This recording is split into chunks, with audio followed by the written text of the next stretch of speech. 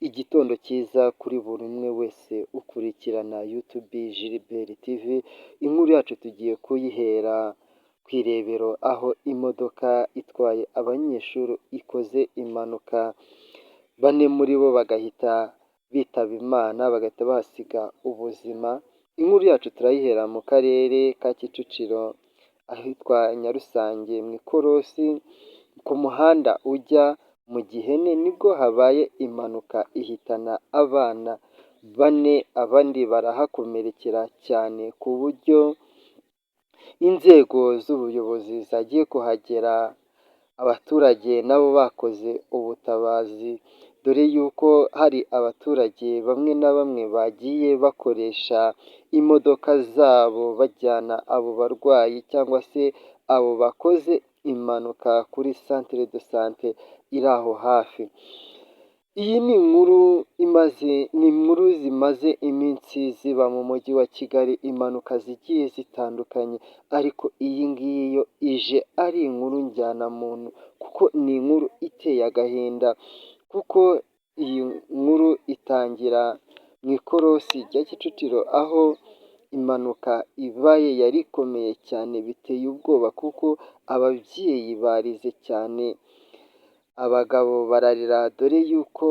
hari n'abaturage twaganiriye ubwo umunyamakuru wacu yaganiraga nabo, yamubwiye yuko bihutiye kuba bakora ubutabazi, ariko ikigaragara cyo ni uko iyo modoka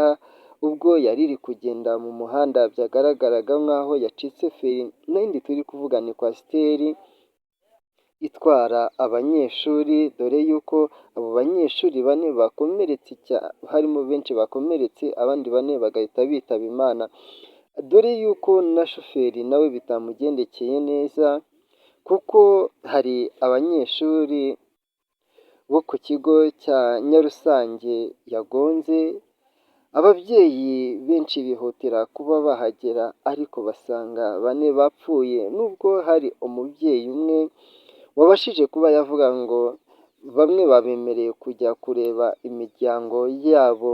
ariko nanjye ntago ndabona umwe mu bana banjye kuko hari umwana wiga Nyarusange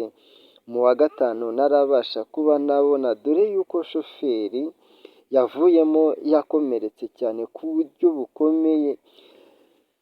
cyane cyane kuko sinzi ikiri gutera impfu muri iki gihe, sinzi ikirimo kiratera impanuka, dore yuko shoferi yavuyemo yakomeretse cyane. Iyi ni inkuru yabaye mu masaha ya saa kumi n'imwe hafi saa kumi n'ebyiri, yabereye Kicukiro Nyarusange mu ikorosi ku muhanda ujya mu Gihene, aho abanyeshuri ba Nyarusange iyo modoka yabagongaga nibwo inkuru yaje kuba, gusa turashimira inzego z'ubuyobozi zabaye hafi abo bahuye n'ibyago, iyo mpanuka ikaba yabatwiye kandi turushaho no kwihanganisha abagize ibyago, iyo mpanuka ikaba yabatwariye ababo, mukomere kandi mwihangane, njye muri kubana nidufite Imana Gilbert.